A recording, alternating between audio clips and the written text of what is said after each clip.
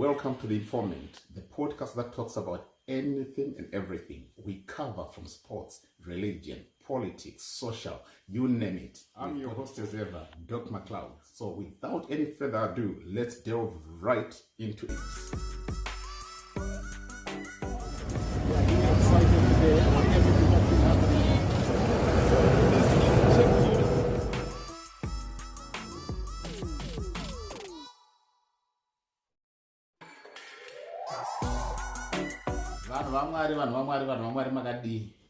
I hope I find you well. Right, the Zanu PF annual conference is concluded. For the first time, the tune-in numbers were massive. Some people that had never supported Zanu PF the rest of their life today, they were tuned in. It tells you that that's where things were happening in Zanu PF. Right, now that everything is concluded, let's just do a quick check on things that I said before we got here. I told you new songs had been composed. Thank you, Honorable Tino Machake. There's songs like Usacheuke, because you don't need to be an enemy with anyone. Let the politicians play the politics. Yes, I know we are affected as the general populace, but there's things that you can't do. Right. So the songs, like I told you, they were going to compose songs. The songs were heard by everyone. So the youth actually did what they were asked to do. Monya was leading those people. I want to tell you, Monya was leading those people, even going for some rehearsals with those people. Let that be known now because it's out on public domain. Right, let's move on to the next thing. I was saying it's almost 98%. Remember, I used to tell you that it's 95. Then I said now it's increased to 98%. That it's concluded that the 2030 agenda is about to be signed off in agreement. I don't see anything that's stopping it right now. Even the little skeptic person can agree with me that the 2030 agenda is almost inked to make sure that it's officiated. Let's agree to this. At times you cannot fight with truth. Let truth guide us. Truth, I think it's a powerful tool that people should depend on. It doesn't need to entertain you. Truth needs to inform you so that you be empowered or you make a very, very good decision to whatever you want to do. Truth is 98%, like I said, at this point in time, I'm not seeing anyone doubting to what I'm saying now, that the 2030 agenda is done. It has been passed. The Secretary General has said it. And also at the very same time, you saw that Advocate Jacob Mudenda was there. And the Vice President was not given that chance to say anything. Like I told you, he took advantage of him being given the opportunity just to introduce. Remember, during the course of the week, I think it was on Monday or Tuesday, I told you that his slot to address people had been challenged, that it should be removed because they didn't want any chaos out of it. Henceforth, the only opportunity he was given in respect of him being the Vice President of Zimbabwe was to introduce the main player, who's His Excellency Zanu Mnangagwa. That man, I don't know. He's a strategist, but whether you like what he does or not, give credit where it's due.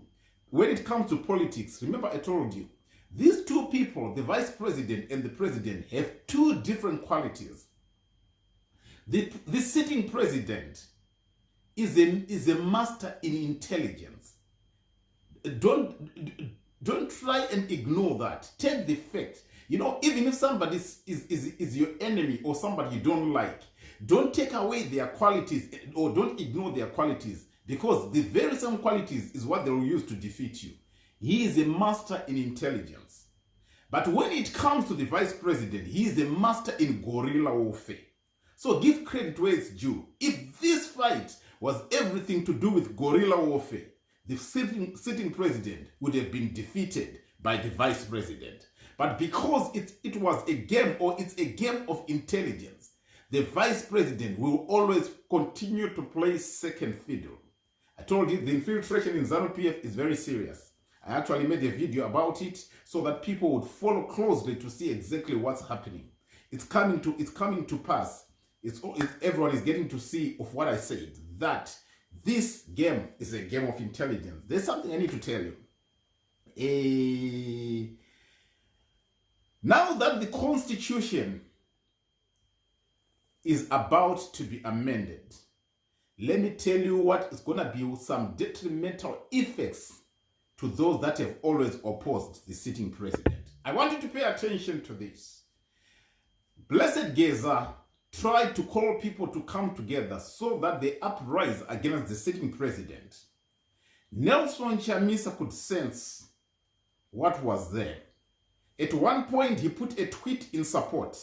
I should highlight this to you. At one point, Nelson Chamisa put a tweet in support. Then before you know it, he downed it. He deleted it. Some people didn't get to see it, but I want to believe most of the media houses had already printed it. One thing about media houses, once you post something, they've got it first and they save it. Because they have known that in this politics, people have a tendency of posting and deleting. So you cannot afford to make a mistake of posting in error. Nelson Chamisa once posted in support of the 1 million march. But I think what he was promised by Blessed Runesu Geza was not done, and then he pulled back.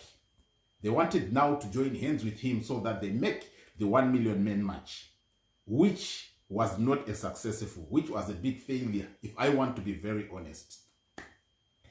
I want to move so that I explain to people what's now going to happen from what I have been informed and what I have been knowing for some past few weeks, but keeping quiet.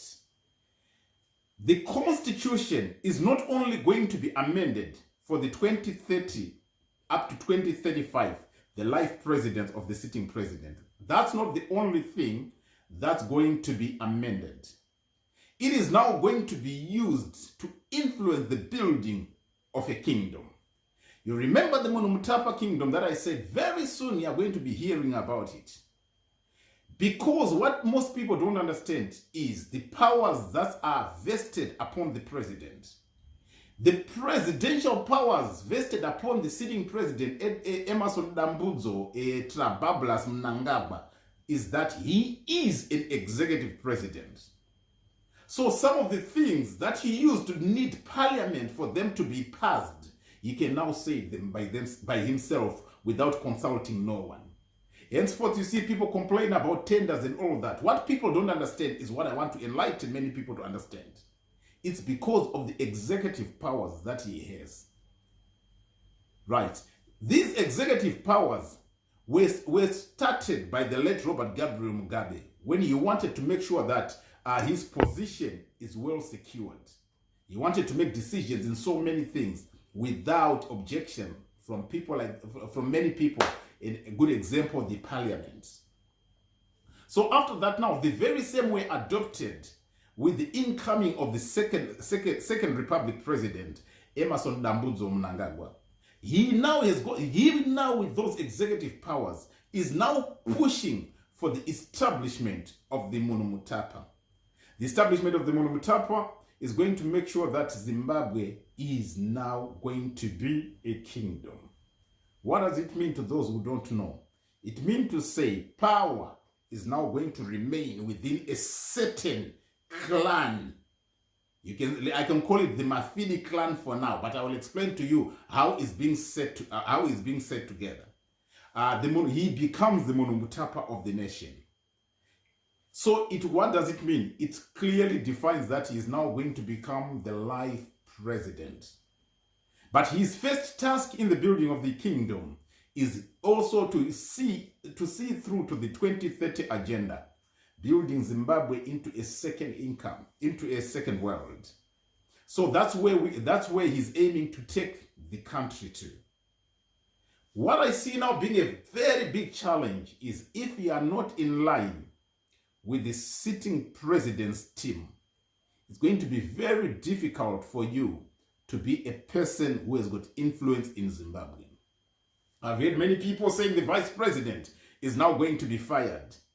Information sifted to me was that he's not going to be fired, but he's just going to be managed and be ignored. And this is one of the most painful things that can ever happen to a human being. To say you are there, but you are being seen as non-existent. I used to tell you that within the party structures, the vice president has no support. He is dominated. Remember, I used to tell you that it's 75 to 25. But as time went on, you saw people like ED Mnangagwa being pruned. You saw the Zanu PF headquarters, people being pruned. That's how it was all brought down until it came to 95. 2-3 days ago, I told you that now it's escalated to 98%. Meaning to say we are only left with 1.9%, because nothing is 100%, but 99.9%. So we are left with 1.9% to get sure that it's going now to be implemented. What does it entail? You are now all going to be forced to become Zanu PF members.